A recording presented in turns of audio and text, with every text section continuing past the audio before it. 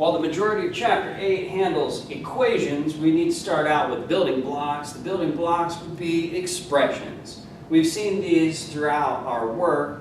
Whenever we have expressions with letters and numbers, we have what is considered an algebraic expression. And we can take those algebraic expressions and eventually build equations. We'll get to that in another video. A reminder that we would usually evaluate expressions, so we would have to be given a number to put into play with that expression. We would want to replace the letter with the number that was given. And again, it is a good idea to put that number in a set of parentheses, just to be cautious. Then we would follow our order of operations in order to work out the final answer.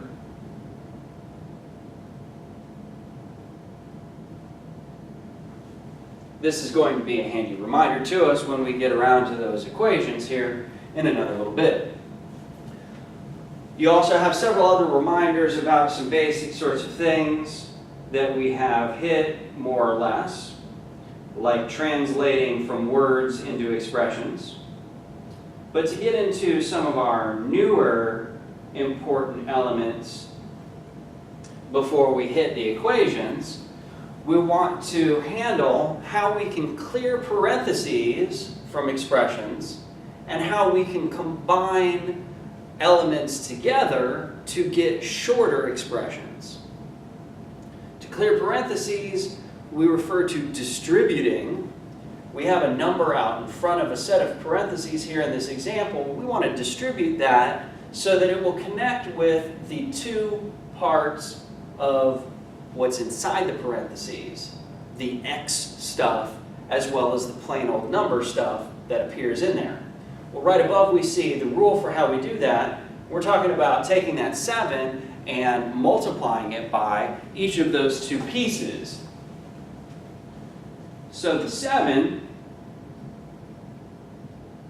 needs to be multiplied by the 3x.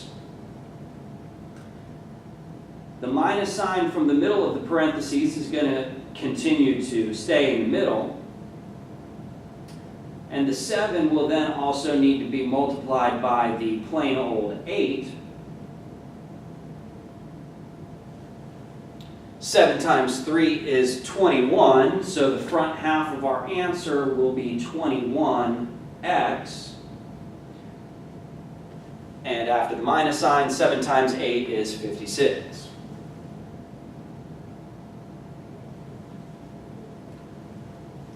In the event that we have several of these terms, several of these pieces that are put together through adding and subtracting, several terms, we would want to combine any of those that are alike, apples with apples, oranges with oranges, x's with x's, z's with z's, plain numbers with plain numbers.